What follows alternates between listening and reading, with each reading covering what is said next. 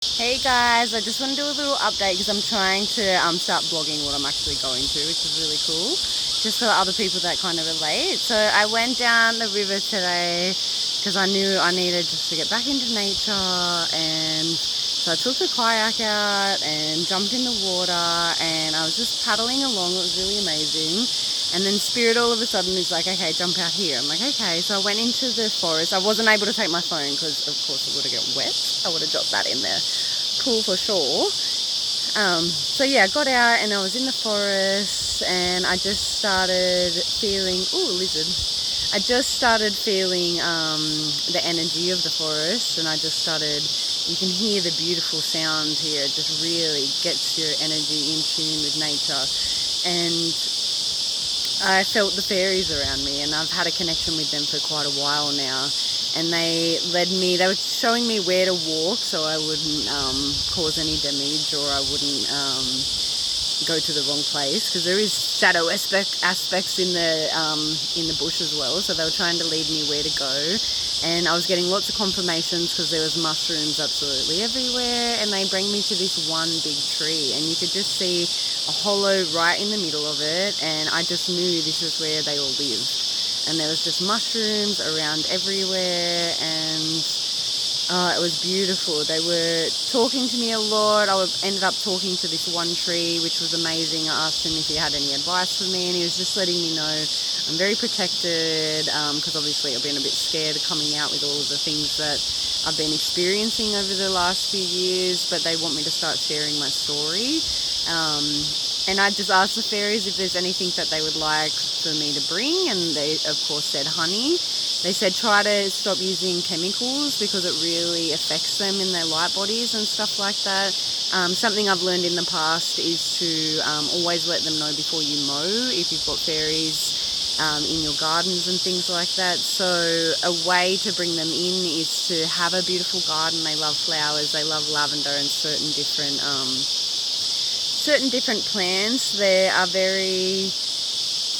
They're very helpful if you want to work with them. They're obviously not just going to do things for you if you don't respect them and stuff like that. But they were just showing me so many beautiful things in the forest. They were leading me. So I'd go kayaking. They're like, oh, turn left over here and turn right over here, and then I'd just see all these little mushroom beds. So to me, that's the mushrooms a sign of them, and it's also a sign. Some of them is like where they sleep and all of this kind of stuff. I'll have to get pictures for you next time, but it was absolutely beautiful. And yeah, so next time they want me to bring some honey for them. I'm like, anything else? They're like, well, if you want to do us a present, that's okay, but honey, they really like honey. So I've heard they like cream as well, but I feel like that would go off very quickly, so we'll see next time. So yeah, this was just a beautiful day in the bush with all of the elementals. They were showing me all different all different things in this bush. So another thing is like communicating with the trees as well. I remember one of the first times I started communicating with the trees, it was strange, and like it was really I remember I was in Canberra. It was when I first had my first awakening, and I remember the tree getting in touch with me, and it's like I could tell that there was a soul in this tree, which kind of was never on my radar before. And it was just asking me questions. And in this tree, it had a big hook where a hemmick was, and it was a little bit sad about that. But then at the same time, they love when humans are using them and climb them and all of that kind of stuff. So we always respect them. And even in the bush that I was just in, there was a lot of broken down trees, and I could tell this is where the fairies also live as well. So before you cut down a tree, really, like, we need to tap in a little bit more and just be like, is there anything, even if it's not, our human eye can't detect these beings with light bodies unless our vibration is so high. So this is where really slowing down and getting back into nature and really respecting the forest, and knowing that there's a lot of things that aren't privy to our human eye, but it doesn't mean they're still not living and they're still not blessing us all the time.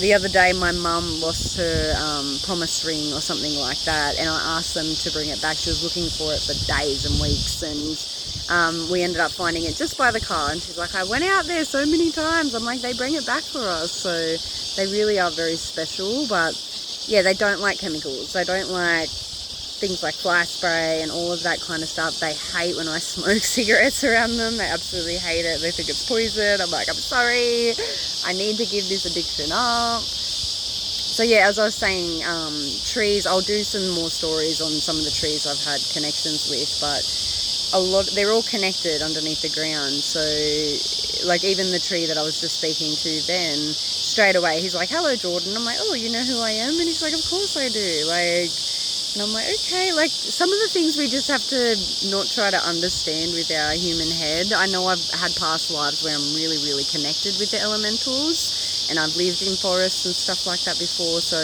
I have this understanding that, yeah, they're helping me out in this time round, even if I don't remember all of those kind of things. But slowly and surely that information's coming back. So yeah, with the trees, they also, because they are all connected underneath the earth, they send energy up. This is how we get our oxygen. This is also how, if you're feeling ever low and you want to go sit with a tree, I always ask permission, because I have had a few trees go, no, don't touch me. I'm like, oh, okay, sorry. To me, I can kind of always sense that there's like a grandfather tree in the middle of the bush. So there's like this one elder tree that they, I'm not sure what is behind that, but that's the kind of energy that I'm always sensing with these guys, and I know they're all interlinked. So they always give me messages and advice of just things that, if I ask them a question, like I asked one of them a question before, they're like, I don't know anything about that. I'm like, okay, they don't know everything, but at the same time, they do know a lot of things. They're very wise and very old and ancient, and this is where we've got to be really careful before we cut down a tree, because we don't know. In my belief, there is some trees that don't hold a soul in them. I may be wrong. I may be wrong about a lot of information, but this is what is true to me. So I'm just going to share my truth, because Spirit keeps wanting me to share my stories, and it's pretty cool. Some of the stuff I experience, I've never really shared it so much with people. So I always ask the fairies to come, and I'm like, I want to see you, come with me. I've seen them in my mind's eye, and I saw this beautiful queen fairy one time, and she was absolutely stunning. And it really is this fairy magic. So it's really about, if you believe in it, it will come to you. And if you slow down and you respect nature. Oh, that was another thing. So when I first met the first tree, I was like, how do I communicate with you more? And their big message was, go start cleaning the earth. The more that you do clean up, pick up rubbish everywhere that you're going, the more that they can sense that energy, and they feel like you're on their same side, not doing any sort of pollution, anything like that. So for me, everywhere I go, I'll be cleaning up the earth, especially when you're manifesting and stuff like that. It's a good way to kind of give back, but it's a real basic way to start being able to get in touch with these elementals. Again, there are shadow aspects of elementals. You don't want to just call on them willy-nilly. Maybe vibe them out first, do a little bit of research, things like that. There's so much stuff online, but it really is special, and there's so many beings that we can't see. And I want to do a little bit more story time of just all the different beings and things that I have been in touch with over the last couple of years, because it is really cool and crazy, and a lot of people, it's not going to resonate with them, and that's cool. But it's for the people that do resonate, and they feel a bit like, oh, I'm alone, is this even real? I don't understand. So I want to do videos for those people. So if they are you, like and subscribe to my channel, because I'm just going to start doing more and more story times. And again, we can learn some information, and then we can up level from that. So I just want to give everyone grace of things that we knew years and years ago. They may be different. We're unlearning a lot of things that society has taught us, and being that all of these things are mythological, but even though they're in every single culture, yeah, it's really starting to come back. This year is the year of the dragon, and I've been experiencing a lot of energy with the dragon. So I'll do another video on that another time. But I just want to send love to the forest, to the water, to all the elementals, fairies, to all my guides and all of you guys, because this is an amazing time to be on Earth. I love you.